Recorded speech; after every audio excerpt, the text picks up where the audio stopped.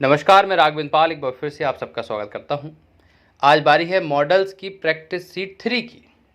मैं आप लोगों के लिए कोई सा भी वीडियो लेके आता हूं, पहले मैं उस वीडियो को बताता हूं, ग्रामर को बताता हूं, उसके बाद उसकी प्रैक्टिस करवाता हूं। और एक सीट नहीं, दो सीट नहीं, तीन तीन सीट लेके आता हूं, कभी दो तो कभी तीन सीट लेके आता हूं। हर टॉपिक एकदम क्लियर कराता हूं।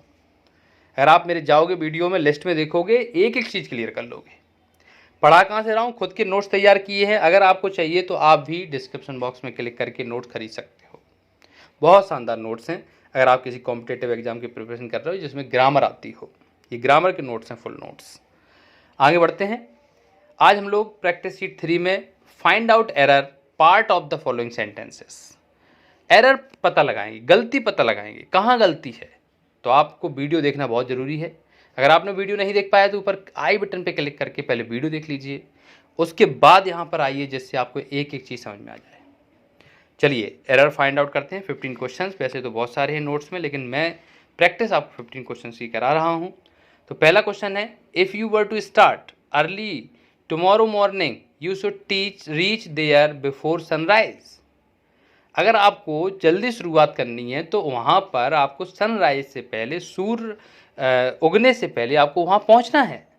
तो गलती कहाँ हो गई, क्वेश्चन ये है। तो गलती कहाँ हो गई? गलती ये हो गई कि शुड क्यों लगा हुआ है यहाँ पे। शुड की जगह तो वुड लगना चाहिए। यू के साथ तो विल लगता है, विल का पास वुड होता है, तो यहाँ पे वुड लगना चाहिए, है ना। अगर आपको जल्दी स्टार्ट करना था तो फिर आपको जल्दी पहुँचना है वहाँ पर, राइट। तो पहुँचना था तो इस तरह से यू के साथ विल आता है तो विल का पास वुड होता है। तो यहाँ पे आंसर क्या होगा? थर्ड वाले में गलती है, शुड की जगह वुड का प्रयोग होगा। Question number second, if your parents disapprove of the plan you should give it up, no error. इसमें कहाँ गलती है या फिर गलती ही नहीं है? तो अगर हम इसको ध्यान से देखें तो ऐसी कोई भी गलती इसमें नजर नहीं आ रही है, इसलिए इसमें गलती ही नहीं है। Question number third, they ought have been enjoying themselves, no error. इसमें क्या गलती लग रही है?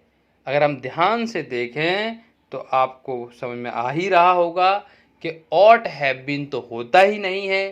पहली बात तो ऑट के साथ टू हमेशा लगता है, तो यही गलती है। और वैसे भी यहाँ पे मस्ट हैव बीन का प्रयोग होना चाहिए, वो उनको खुद में ही इंजॉय करना चाहिए, वो ज़्यादा सही है ना।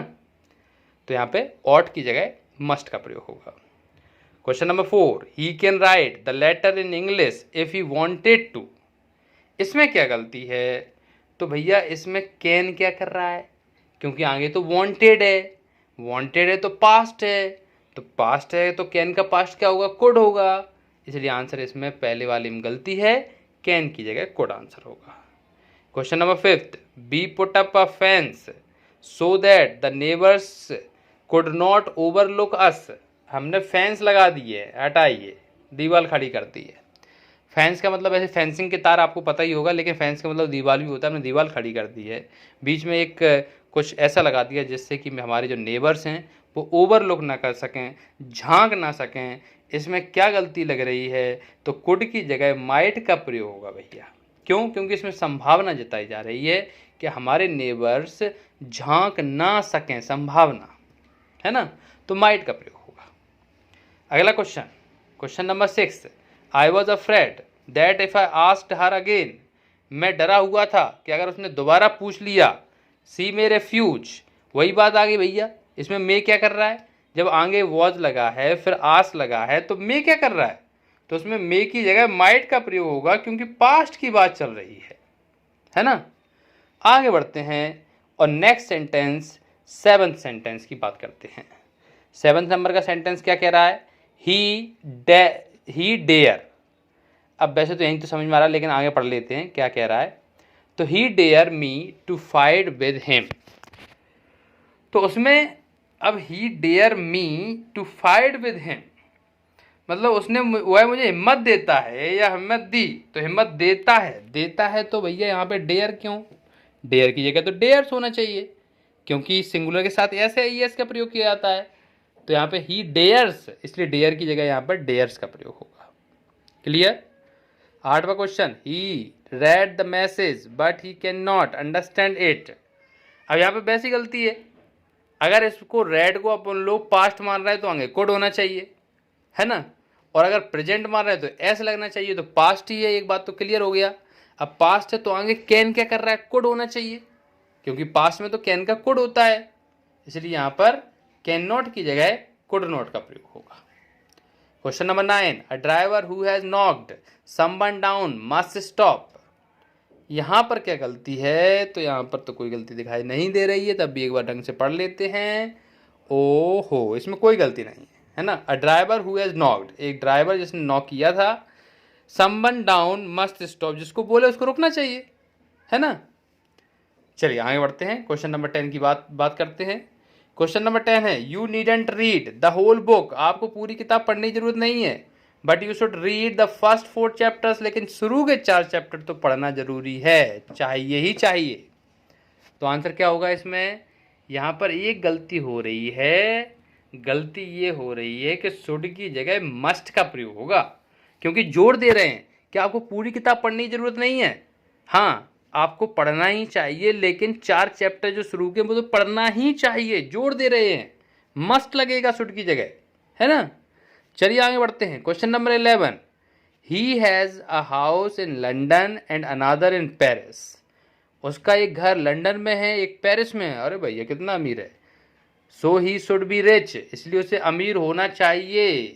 अब भैया शुड की जगह मस्ट आना चाहिए दोबारा, क्यों आना चाहिए, क्योंकि आपको समझ में आ रहा है कि अगर उसके पास घर है लंदन में और पेरिस में तो होना ही चाहिए उसे अमीर, तो इसलिए आंसर क्या होगा, इसलिए इसमें आंसर शुड की जगह मस्ट का प्रयोग होगा।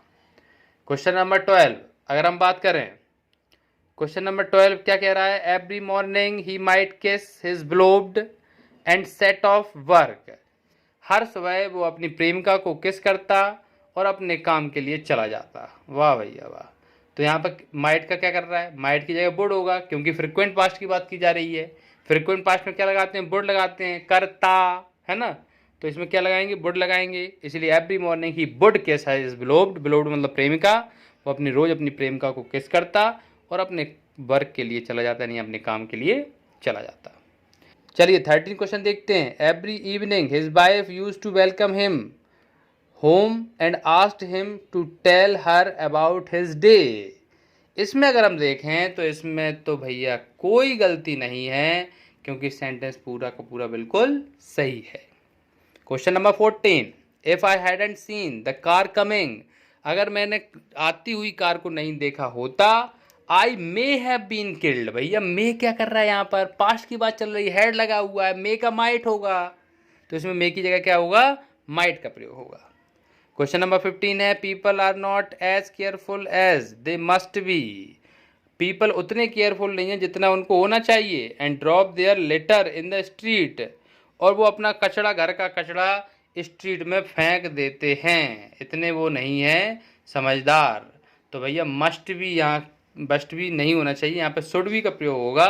क्यों होगा, क्योंकि देखो यहाँ पे अगर हम देखें तो दे शुड भी मतलब इतने केयरफुल नहीं है जितना होने चाहिए, है ना। तो यहाँ पे नॉर्मल शुड भी की बात होना चाहिए, तो मस्ट की जगह यहाँ पे शुड का प्रयोग होगा।